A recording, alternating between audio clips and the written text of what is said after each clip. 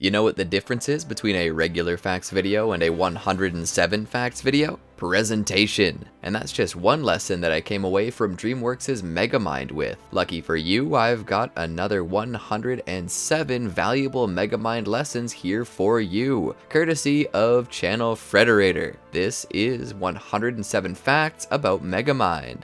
Welcome to ChannelFrederator, the cartoon central of the internet. Before we begin, we publish new videos every week, so be sure to subscribe to our channel and ring the bell to get notified about our latest videos. And with that out of the way, let's get into the video. Like many other popular properties, including Shrek and How to Train Your Dragon, Megamind was produced by DreamWorks Animation. Number 2. DreamWorks didn't do all the heavy lifting alone though. Megamind was a co-production between DreamWorks and the animation studio Pacific Data Images. Number 3. At the time, Pacific Data Images was actually a subsidiary of DreamWorks. After Pacific Data Images made Ants back in 1998, Dreams bought the studio in 2000 when the founder Carl Rosendahl sold his rights off. Number 4. Megamind was directed by Tom McGrath. Number 5. McGrath is no stranger to working at DreamWorks. He also directed both Boss Baby movies and co-directed each of the 3 Madagascar movies alongside Eric Darnell.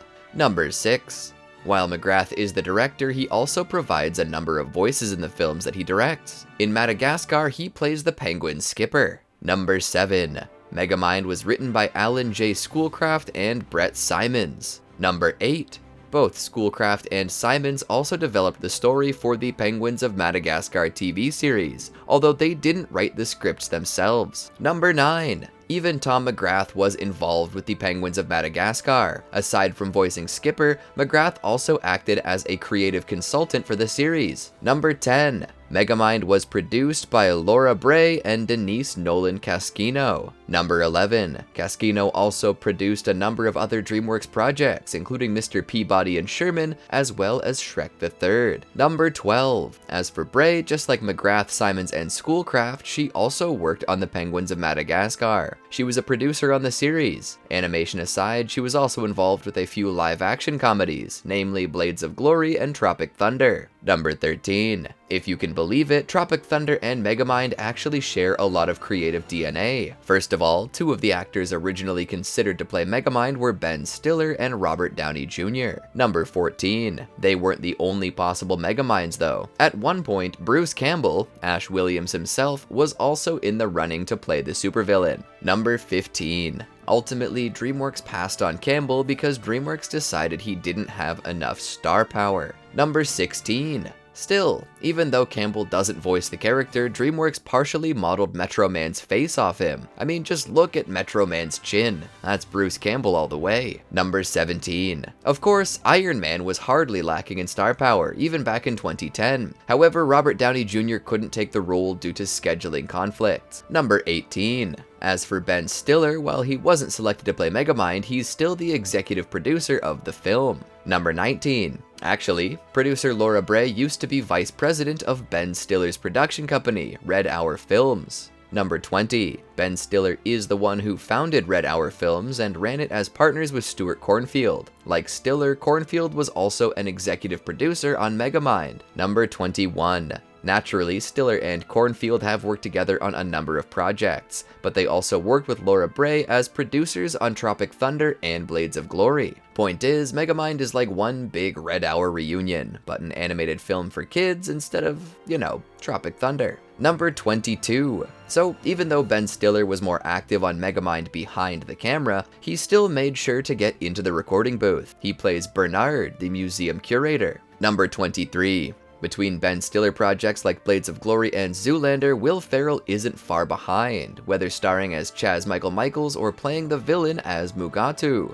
So, in Megamind, of course, he plays Megamind. Number 24. For Ferrell, the project started rolling when Tom McGrath and Jeffrey Katzenberg first approached him. The 3 of them met, and McGrath and Katzenberg pitched the whole story of Megamind to Ferrell. Number 25. If you're wondering who Jeffrey Katzenberg is, at the time he was the CEO of DreamWorks. However, he's since left the position. He stepped down sometime after NBC Universal bought DreamWorks in 2016. Number 26. It's hard to believe that, among all of his cartoonish characters, Will Ferrell only ever starred in one animated movie before Megamind. In Curious George, he played Ted Shackelford, aka the man with the yellow hat. Number 27. Ever since Megamind came out more than 10 years ago, Farrell has only played one other animated character. He was the voice of Lord Business in 2014's The Lego Movie and its sequel, The Lego Movie 2, the second part. Number 28. Despite his lack of experience with animated roles, Will Ferrell jumped on board to play Megamind because he was told by Tom McGrath that he could do what he wanted in the booth. McGrath assured him that as director, he would go along with Ferrell's decisions for how to play the character.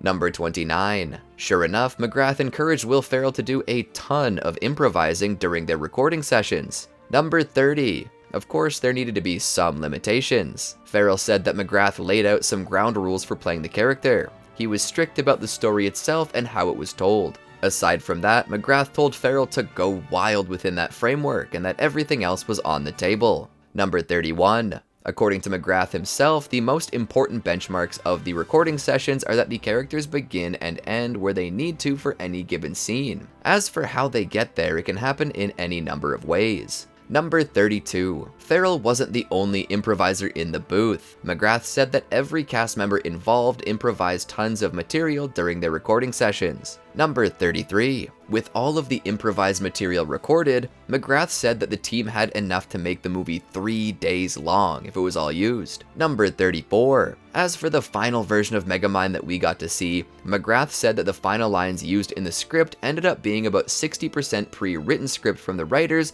and about 40% improvisation from the actors in the booth. Number 35. For each session, to kickstart the improv process, McGrath would work with the actors to mangle the script and let them act in their own words and truly own their performances in a way that made them feel comfortable. Number 36. One of Ferrell's biggest improvs? Marlon Brando impression for Space Dad, complete with the lisp. Number 37. An homage to Jor-El, played by Marlon Brando in Superman 1978. Number 38. Strangely enough, it all came about as a kind of accident. McGrath said that when they designed the Space Dad disguise, while they were going for a Jor-El look, the character ended up looking more like Ted Kennedy than Brando's Jor-El. Number 39. However, once Will Ferrell got a look at the character, it instantly reminded him of Brando's Jor-El, so to fully commit to the bit, he gave his best Brando impression that he could, knowing it was bad, but that was all part of the joke. Number 40. After recording what he felt was just a massive goof, Ferrell figured it would end up on the cutting room floor. However, the bit ended up making McGrath and the rest of the Megamind crew laugh so much that they decided to keep it in.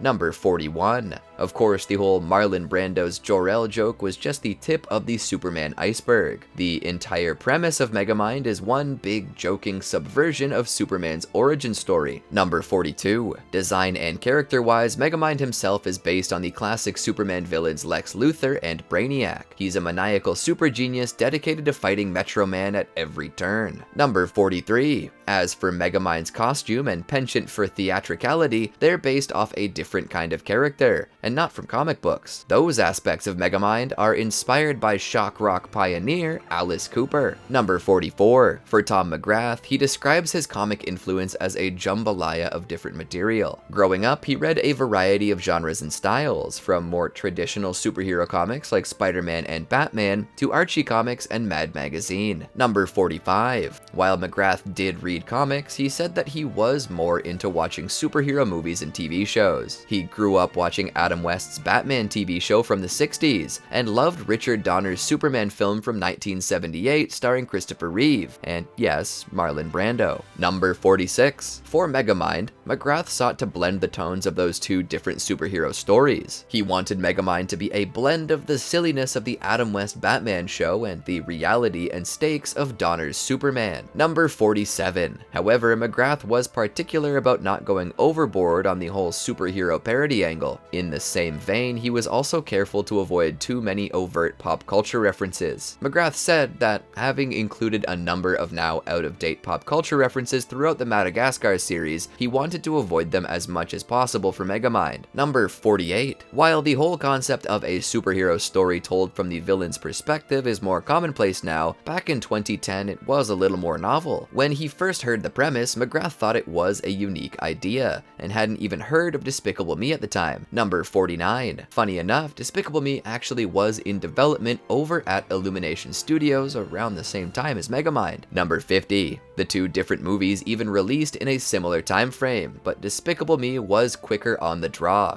Despicable Me hit theaters in July 2010, only a few months before Megamind. Number 51. Before he signed on as director, Tom McGrath was actually pitched Megamind by Jeffrey Katzenberg and Ben Stiller, while he was still doing the press tour for Madagascar 2. Number 52. Okay, so the Superman influence is plain to see in Megamind's premise alone, but the Kryptonian blood runs deeper than that. What is Superman without Lois Lane? And what is Megamind without his classic Metro Man bait turned love interest, Roxanne Ritchie? She's a journalist, a direct reference to Lois Lane's same profession. Number 53. Even Roxanne Ritchie's name is a classic superhero nod. Simon says that the alliteration of her name is a callback to classic comic book love interests like Lois Lane and Vicky Vale from Batman. Number 54. Tina Fey's name doesn't have any alliteration, but thankfully that didn't disqualify her from playing Roxanne Ritchie in Megamind. Number 55. One aspect of Roxanne that grabbed Faye is the character's hair. Faye liked Roxanne's shorter haircut, and felt it was a good contrast to the traditional long flowing hair of women in animation. Number 56. Tina Fey and Will Ferrell actually got to record a few of their sessions together, during which they could bounce ideas and lines off each other to get the timing perfect. Number 57. Unfortunately, Ferrell and Fey's joint sessions were the exception over at DreamWorks, not the rule. Most of the cast recording was done separately due to technical reasons. Number 58. As for the villain of Megamind, you've got Hal Stewart, aka Titan, played by Jonah Hill. Number 59. Hal Stewart's name is a combination of two different Green Lanterns, Hal Jordan and Jon Stewart. Number 60. Funny enough, Jonah Hill actually voiced the Green Lantern in the Lego movies. Number 61. Even before he throws on some spandex and becomes Titan, Hal's appearance is a Superman reference. Looking at his hair, you can tell that he's based on Jimmy Olsen, Superman's friend and a photographer at the Daily Planet. Just like Hal, Jimmy was also a cameraman, and more specifically, a photographer. Number 62. Hal's design also has another subtle comic reference. If you look closely, you can see that he's got a yellow sad face pin. This is a play on the yellow smiley face pin that the comedian wears in Alan Moore's Watchmen. Aside from being a sly reference, it also foreshadows Hal's instability and true villainous nature, like the comedian. Number 63. Of course, not every reference is so subtle. It's no surprise that Metro Man himself is totally based on Superman, from his superpowers and abilities all the way down to his costume. Number 64. While Metro Man captures a more general Superman vibe, Megamind himself drops one specific Superman reference. When he's looking for Metro Man, Megamind mentions that he could be hiding in a fortress of solitude. This is a direct shout out to Superman's classic frozen base of operations of the same name. Number 65. As similar as Metro Man is to Superman, there's one key difference. Unlike Superman, Metro Man can actually see through lead. He even says so in his own theme song. Number 66. Metro Man himself is played by Brad Pitt. Number 67.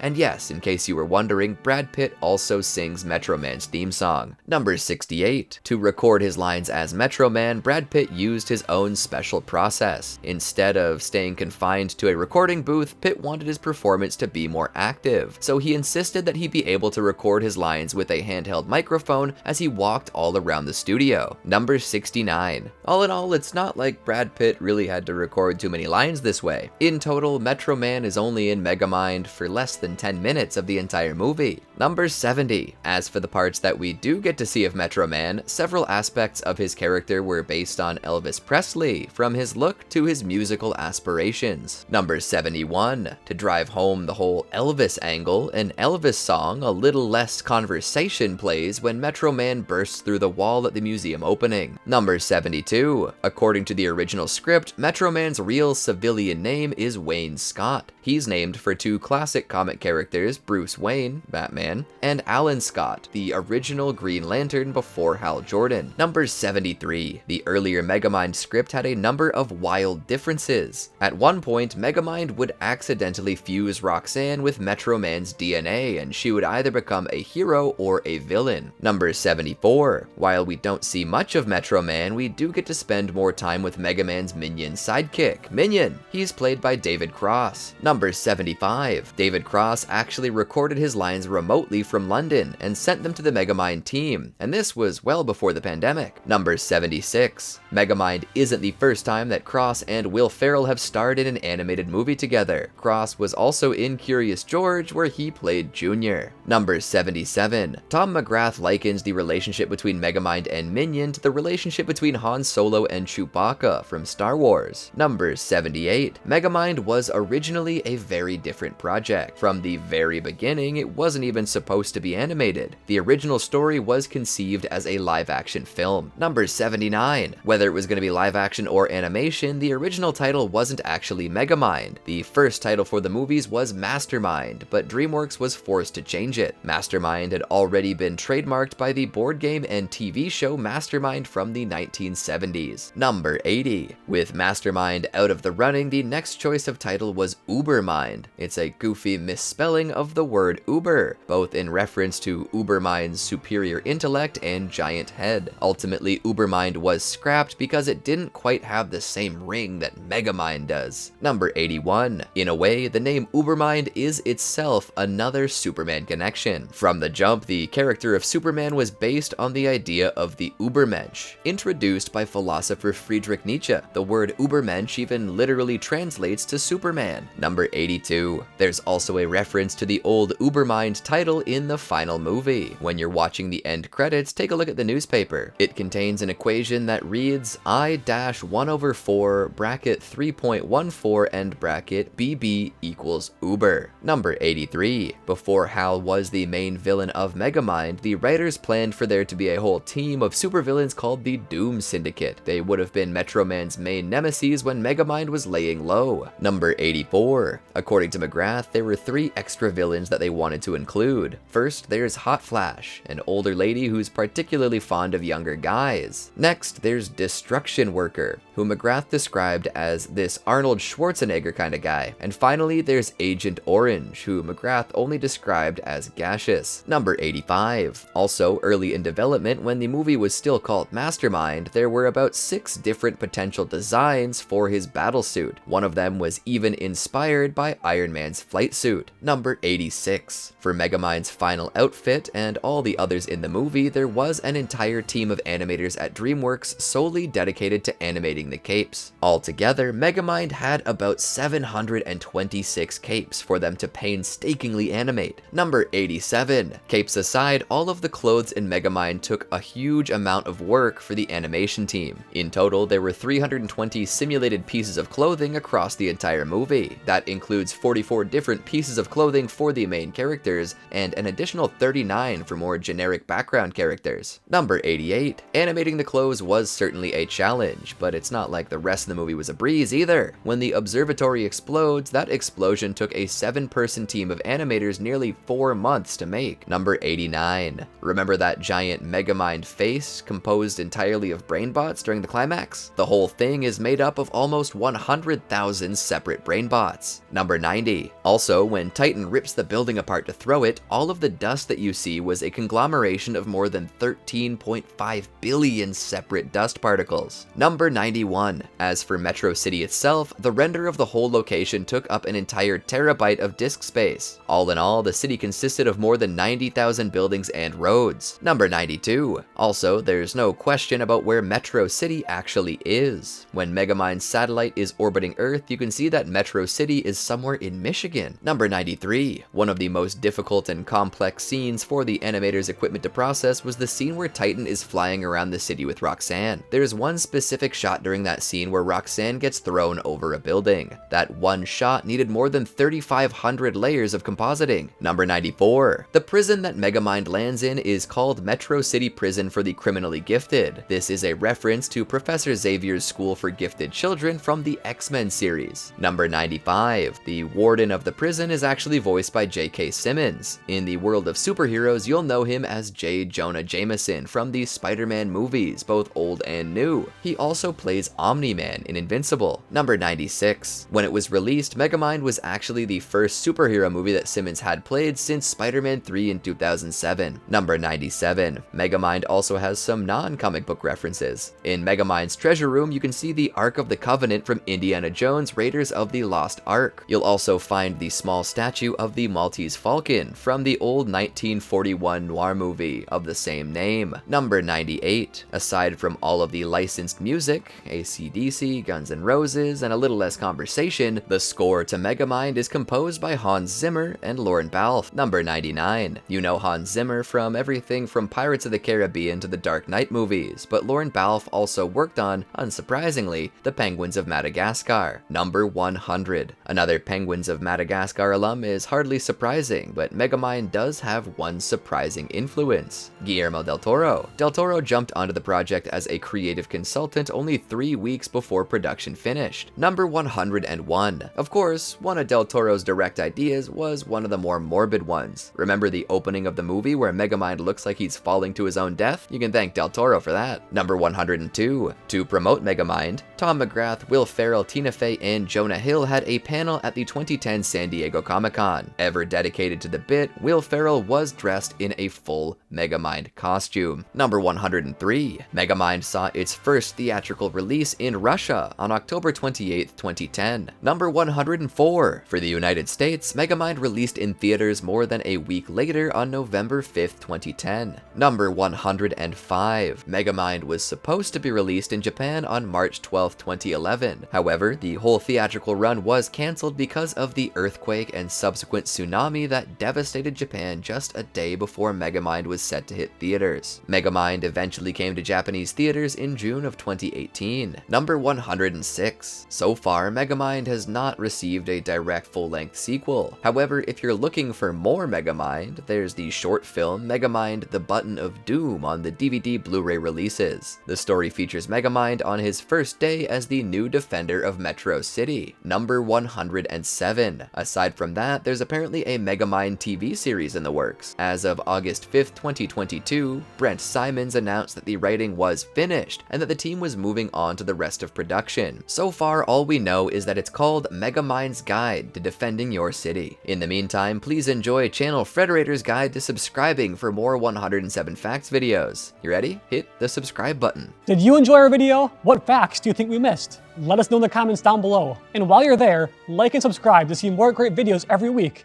And remember, Frederator loves you.